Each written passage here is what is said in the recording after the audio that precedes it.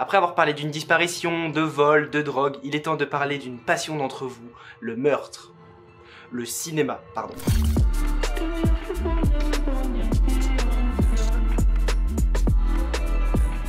Si vous aimez profiter des salles noires à regarder un bon film en mangeant du popcorn et en disant « Mais il joue dans quoi lui déjà ?»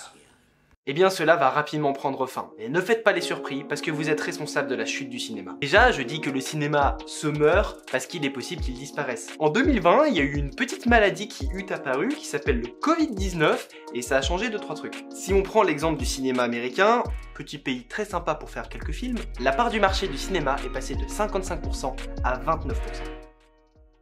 27%. Je vous apprends rien, si les gens se déplacent moins pour aller au cinéma, c'est pas uniquement la faute du Covid, mais c'est parce que l'offre elle évolue perpétuellement. Les plateformes de streaming ont mis un énorme coup au foie du cinéma parce qu'elles ont beaucoup plus d'avantages. On peut regarder autant de films qu'on veut, on a le contrôle sur ce qu'on veut voir, donc on peut mettre play, pause, accélérer, etc. C'est moins cher. On a la possibilité de regarder des films qui sont sortis il y a tard l'époque, on a aussi beaucoup plus de choix, mais l'argument le plus important c'est qu'on peut regarder où on veut, quand on veut. Et on sait comme vous êtes, les jeunes là, à regarder des films qui ont coûté très cher sur votre téléphone, je le sais, je vous vois, ne me mentez pas. Remets ton caleçon, Dimitri. Si on prend Forbes, un article qui datait de 2019, donc avant le Covid, il titrait déjà Netflix, la mort du cinéma. Mais bref, dans cet article, je vais pas vous le détailler, je vais paraphraser, en fait, ça explique que les abonnements de cinéma, ça a été vraiment la solution pour contrecarrer cette option de je regarde tout en illimité, donc que c'était une solution win-win pour le spectateur et pour le cinéma. Mais le point le plus important, c'est pas que Netflix existe ou que le cinéma propose des abonnements. La principale raison, c'est que vous changez. Déjà, vous êtes des flemmards. Ça me rend grognon. Et plus sérieusement, aller au cinéma, ça veut dire prendre un transport, se garer, attendre, 15 minutes de pub, un mec qui veut s'embrouiller avec ton siège, un enfant qui crie tellement qu'on croit qu'il va se faire égorger, un mec en train de faire du trading sous le cours du bitcoin avec son putain de téléphone. Donc il y a quand même pas mal de désavantages. Ça et les gens qui...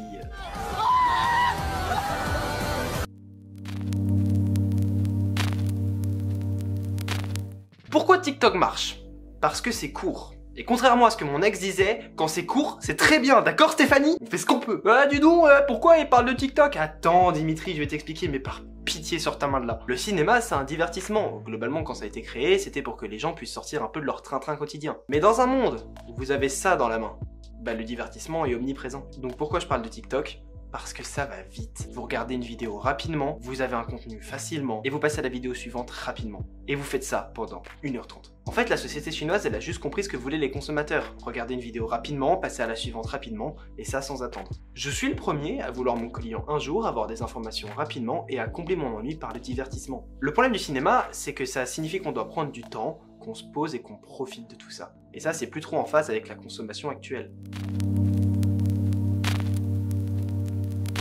J'en ai déjà brièvement parlé, mais le choix est beaucoup plus large sur les plateformes de streaming, avec un bon algorithme pour que la plateforme s'adapte et vous propose des choses qui sont en rapport avec ce que vous aimez, pour que vous puissiez regarder rapidement un contenu. L'avantage d'avoir beaucoup d'offres à faire, c'est de devoir les faire.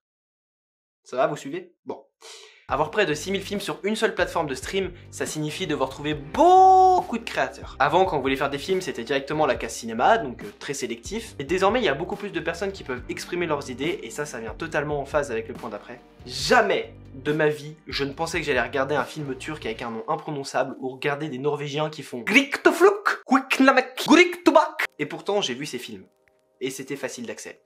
Et c'était des bons films. L'avantage c'est qu'ils étaient gratuits, donc si j'aimais pas, bah j'avais pas perdu grand chose. Donc oui, la phase de découverte d'une œuvre est beaucoup plus simple et beaucoup plus facile d'accès. Et du coup j'annonce que les Espagnols sont vraiment très bons pour faire des films, les Mexicains sont vraiment très prometteurs, mais par contre les Allemands faut vraiment les soigner. Quand Canal+ a vu le gros bébé qui était Internet en termes de tunas, ils ont évolué leur business model. Ils ont développé MyCanal, leur plateforme de streaming, et globalement ils allaient chercher une nouvelle cible, ou du moins une cible qu'ils n'allaient pas toucher dans tous les cas avec leur offre de base. Le cinéma c'est un peu pareil, depuis la concurrence ils ont créé le système d'abonnement, comme ça c'est win-win, tout le monde est content, c'est très bien. Dimitri, tu sors de chez moi. La vraie raison de pourquoi est-ce que c'est bénéfique, c'est parce que la fiction évolue. On va pas au cinéma pour regarder un film, on y va pour regarder une histoire, une fiction. Et si on reprend mon point avec la phase de consommation, bah ce qui colle le plus à ça, c'est les séries. Alors, no offense pour Captain Marlowe, mais je vais plutôt parler des grosses séries. C'est juste win-win pour tout le monde, que ce soit vous les spectateurs, que ce soit l'industrie du cinéma, que ce soit les acteurs entre vous deux, tout le monde est gagnant. Vous, en tant que spectateur, vous avez le choix sur ce que vous voulez voir, le genre, le style, etc. Est-ce que vous poncez la série ou est-ce que vous laissez un peu de suspense en regardant un épisode par semaine? Et surtout, vu que vous avez le choix, bah vous prenez pas pas la tête. Si au bout de 40 minutes vous en avez marre, vous bazardez tout ça et vous passez à autre chose. La durée des épisodes, c'est quelque chose qui a été reproché à Stranger Things saison 4, mais vu que c'est une bonne série, ça a mis tout le monde d'accord. Et ce qui est pour de la partie technique, donc les réalisateurs, etc., et ben ils peuvent toujours continuer leur magie avec leurs idées novatrices. Parce qu'il y a un énorme marché à aller chercher, des idées à explorer ou des choses à faire. Je reprends mon cas personnel. Regarder un film sur Pablo Escobar, ça aurait été trop chiant, jamais de la vie j'aurais regardé. Pourtant, la série, maintenant, elle fait partie de mon top 5 facile. Et effectivement, maintenant, j'ai envie de regarder des films. Et ça, c'est parce qu'une série, c'est beaucoup plus immersif, c'est plus construit, on a beaucoup plus de temps, et en même temps, j'ai le contrôle dessus. Ça veut dire que j'avais que envie de regarder Pablo Escobar à des certains moments, et bah je regardais, et puis quand j'avais pas envie, bah je passais à autre chose. C'est d'ailleurs un gros argument, je pense, pour la série d'Amazon sur Tolkien, parce que les films de base, c'est maxi long, mais vu que là, ça va être une série donc découpée, on va pouvoir prendre des petites doses à chaque fois, plutôt que se taper un bon 4 heures de filmasse.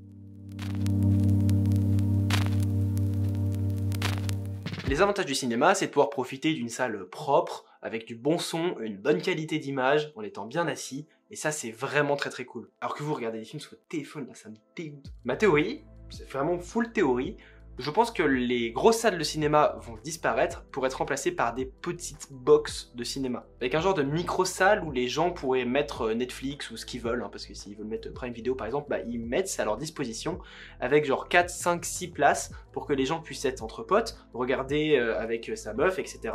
tout en ayant une belle qualité d'image et quand même un bon son. Avec des options disponibles si la personne veut regarder Disney+, sans prendre un abonnement Disney+.